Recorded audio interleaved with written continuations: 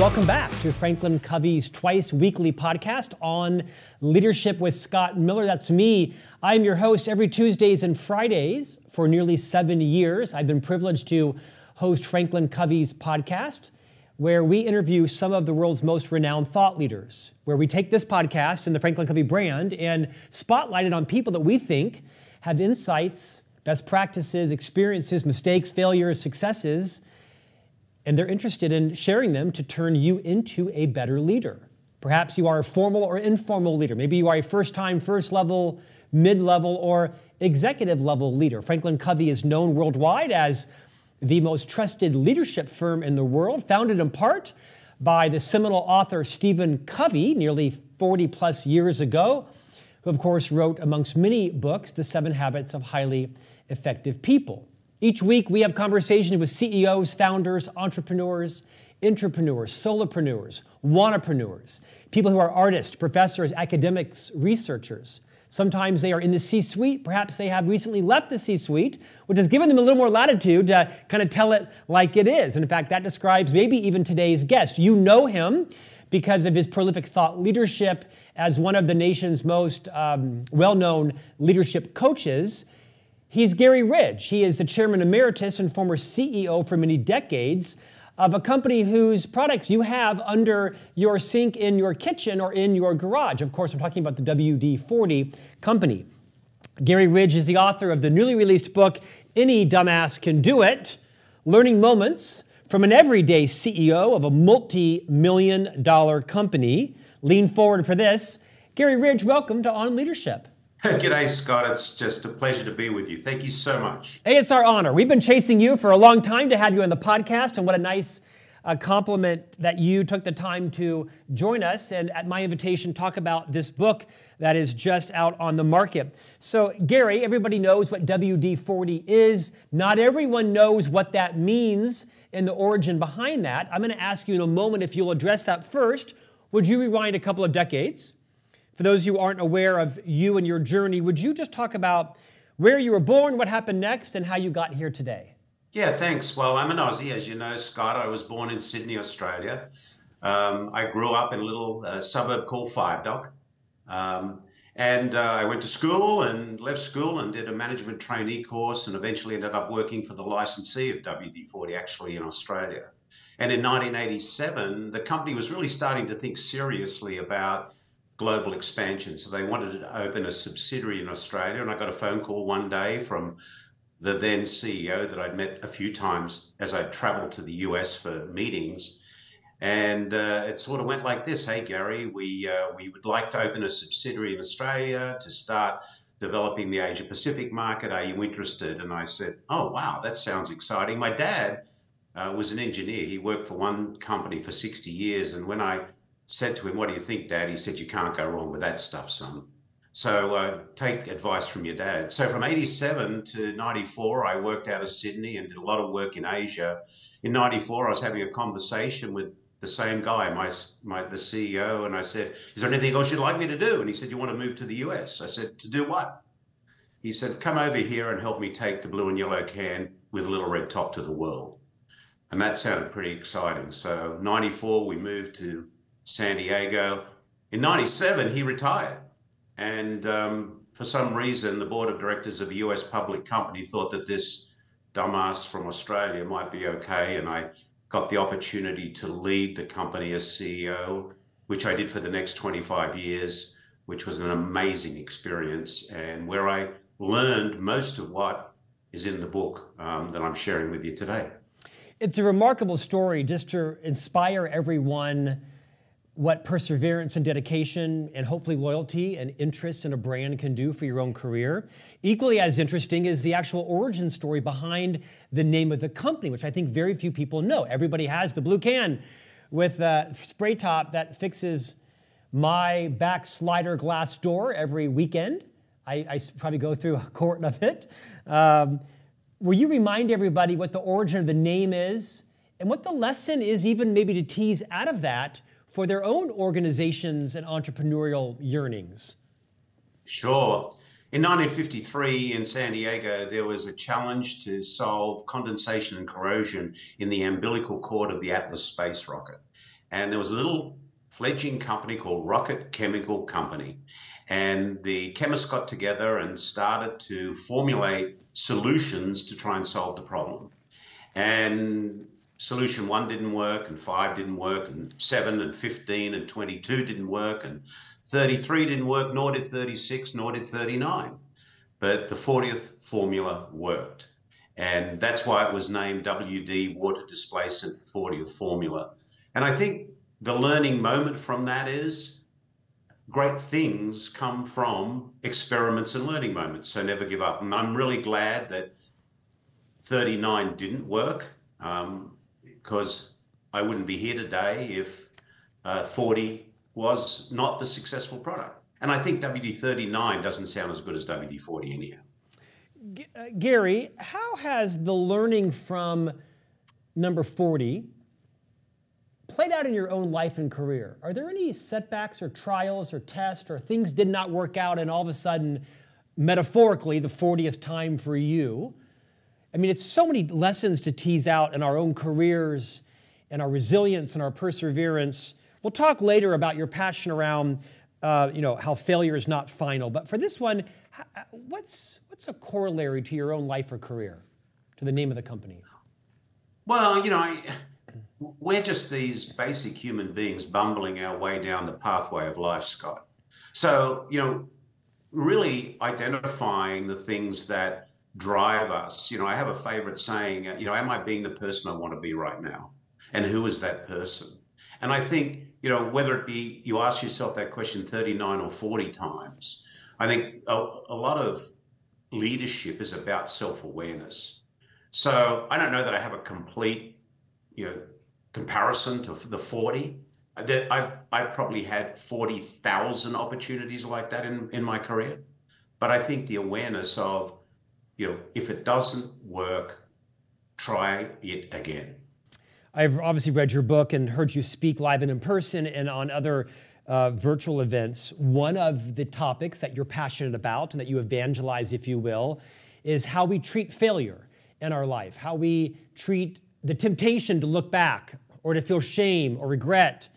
I'd like you just to riff as if you were teaching a master class right now on what you have learned from your own career about how we should and the right way to contextualize what is ubiquitously referred to as failure.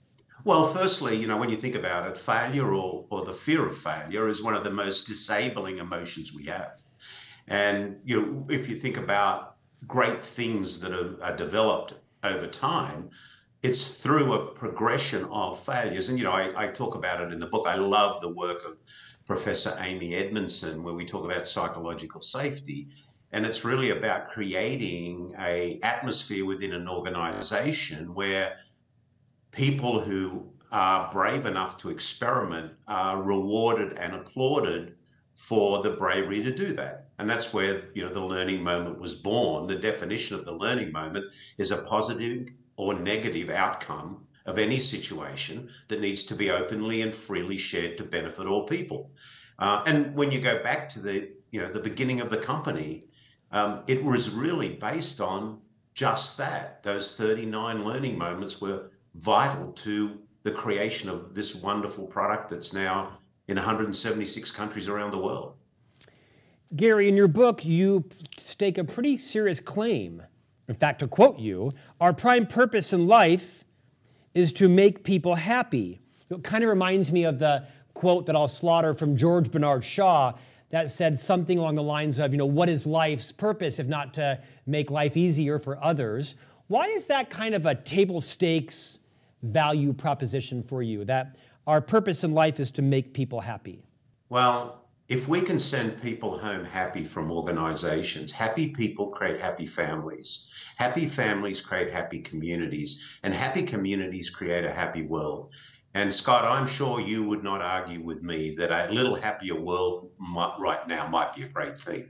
And business has not only the opportunity, but I truly believe a responsibility to create cultures where people know they belong and they feel like they belong. They know they matter and feel like they matter. And they get pleasure in the job, which puts perfection in the work, which is the quote they often use from Aristotle, instead of creating these toxic cultures that people want to escape from. You know, it's the latest Gallup research that came out in January shared that employee engagement in the US is at an all-time decade low at 31%, which means 69% of people who go to work every day are disengaged or actively disengaged. And who is causing that? Toxic leaders. And we need to change that. One of the chapters in your book, Any Dumbass Can Do It, is titled, Your Purpose is Not Your Product. And I'm going to challenge you for a moment. So I'm going to take you on. I'm going to ask you to give us your best insight on this. I don't know a Wall Street analyst, an institutional fund investor, a stock analyst, or a small investor that really gives a damn about the mission of most organizations. What they are looking at is market competition, opportunity, leadership competency to execute on strategy, EBITDA, earnings per share.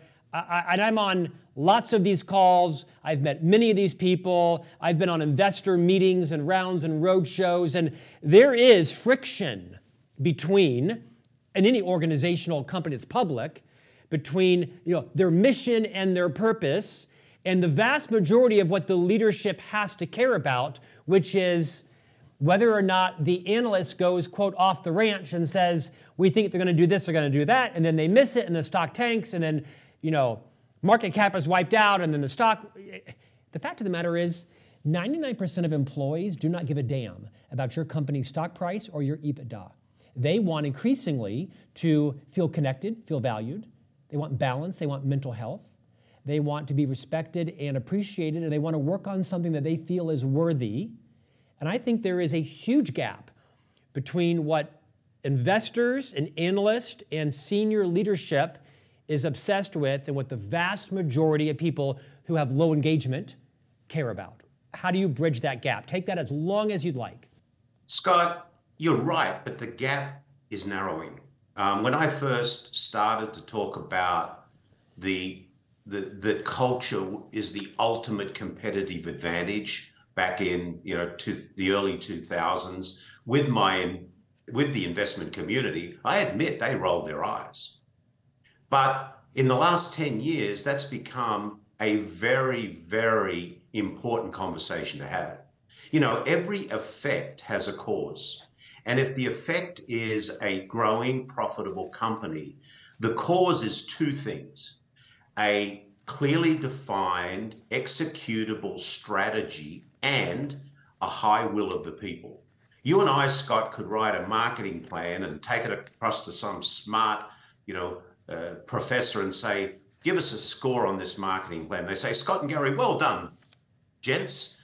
70 out of 100 for your marketing plan strategy here. You've identified the end user, you know the route to market, you know how to make the product aware to the end users, blah, blah, blah. Great job. Fantastic. But Scott, if only 30% of the people who go to work every day are passionate about executing against that strategic plan, I'll be really dumbass here and say 30 times 70 is whatever, 2,100, 21,000, whatever it is. But if 80% of the people go to work every day and they are passionate around executing against that, 80 times 70 is a much bigger number. So I admit I have sat across the desk from portfolio managers and said, if I was you, I wouldn't buy our stock, because what you want, which is short-term, not enduring company performance over time, I can't deliver. But if you want to invest in something that is going to have a high level of satisfaction from the employees, which will increase the effectiveness of execution, then we're the company to be at. And we proved it, Scott. Over a 25-year period, we had a compounded annual growth rate of total shareholder return of 15% a year, with employee engagement of 93% and 98% of our people saying they love to work at the company, with very, very low employee turnover, and 97% of the people in the company say they respect their coach, and the coach was their manager, because we changed the name from manager to coach. So I can call BS when people say that culture is truly not a competitive advantage. It absolutely is. We proved it. So one of your principles is, as a leader, not to believe your own press, your own importance. Violate that at my invitation. What happened? Why? Why was the culture at WD-40 one of the drivers that allowed you to, create high levels of loyalty, low turnover, high engagement, and deliver 15%, return year over year? What are some of the key things to pull out of that any organization could replicate, regardless of service or product? Simple. I'll give it to you. Firstly, create an organization where there's a clearly defined and authentic purpose. Why do we all go to work every day? Secondly, create a set of values that are there to not only protect people, but set them free. Thirdly, do you have a culture where people know, feel like, and are treated like they belong? Do you have a culture where people know, feel like, and treated like they matter?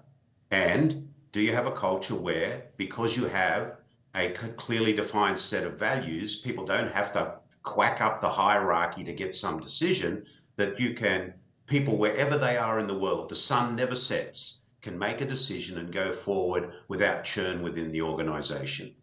Those are the simple things. And the last one, of course, is a culture of learning moments. Reduce fear by taking the fear of failure out and applauding the concept of learning moments.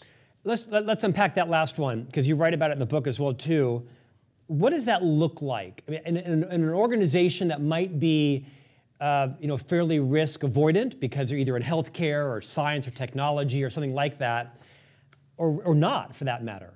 How inspire leaders on today, how can they create a culture that has less fear-driven, that has an appropriate measure of tolerance for risk-taking and failure and learning?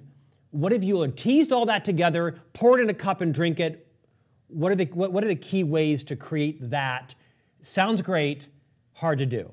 Well, the first thing is to be very clear around what accountability looks like in an organization. A number of years ago, I actually wrote a book with Ken Blanchard, which is called Helping People Win at Work. And the byline was, don't mark my paper, help me get an A.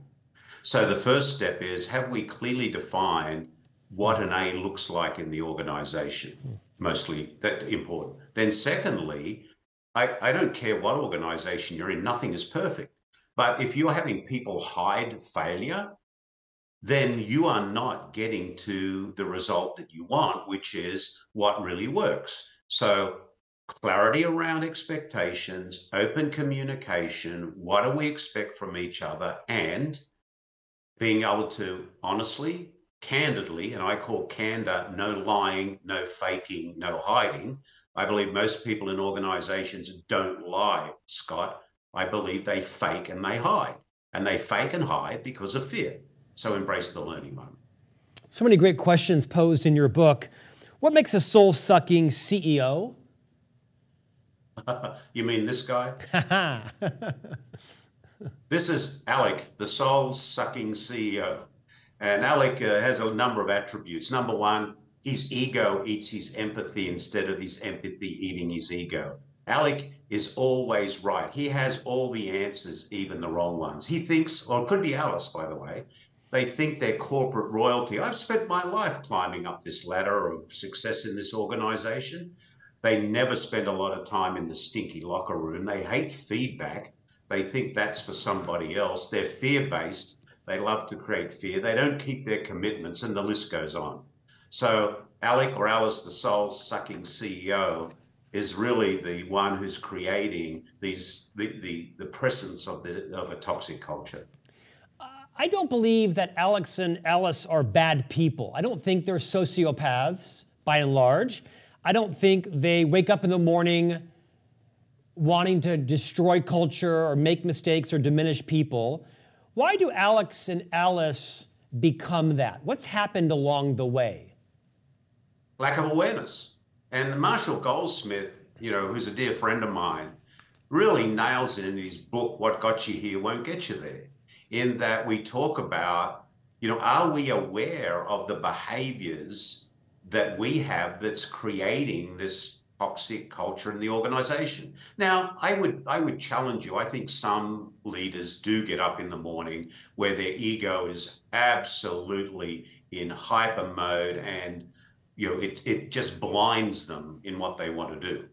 But in the coaching work I do, and I coach like 7 CEOs at the moment, 3 public company, 4 private company, the first process we go through is a process of awareness. Are you aware of these behaviors? I'll tell you, Scott, I probably had a lot of those behaviors in some level of abundance early in my leadership career.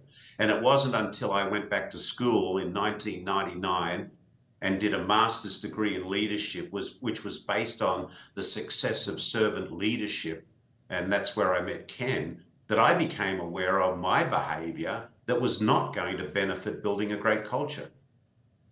Ken, of course, being Ken Blanchard, one of Dr. Covey's personal friends prior to Stephen's passing close to 15 years ago. What a fine gentleman Ken Blanchard is, as is his wife. Lovely lady. Chapter 14 is my favorite in your book, Any Dumbass Can Do It. It's titled, Make Your Workplace a Mental Health Refuge. What? Come on. Well, we know that, a lot of people in their private lives and home lives are not enjoying a happy life. So what if we had an organization where people came to work, and because of the behaviors that happened in that organization, they actually felt and were able to live their best life. So that's why that's so important. And during the time of COVID, there was a lot of talk about the Great Resignation. I wrote an article on LinkedIn. It wasn't the Great Resignation; it was the Great Escape, because people were escaping toxic cultures, but they were running to great cultures where they knew that they were going to be supported. So I think that's something that's really, really important.